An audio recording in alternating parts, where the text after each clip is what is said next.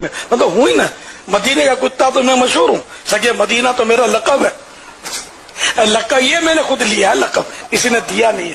سگے مدینہ تو یہ کہتے ہیں دنیا ہمیں پہچانے تو حضور کے دربار کا کتا کہہ کر پہچانے. اپنے بابا جان سے عرض کر دیں ہمارا کتا آیا ہے, اس کو کچھ ٹکڑے ڈال دیں. میں اعلیٰ حضرت کا ملنگو اور غوث اعظم کے در کا کتا ہوں. اللہ کے رسول فرماتے ہیں جس گھر میں کتا یا تصویر ہو رحمت کا فرشتہ وہاں نہیں آتا, وہاں رحمت کا فرشتہ نہیں آتا. اللہ کے رسول مدینے میں تھے, چارپائی پر لیٹے ہوئے تھے. مدینے کی چارپائی کے نیچے حجرہ بھی آپ کا تھا, وہ بھی مدینے میں تھا. اور مدینے والی سرکار مدینے کی چارپائی پر لیٹی ہوئی, کتے کا چھوٹا سا بچہ بغیر آواز نکالے آیا اور اس چارپائی کے نیچے آرام سے بیٹھ گیا.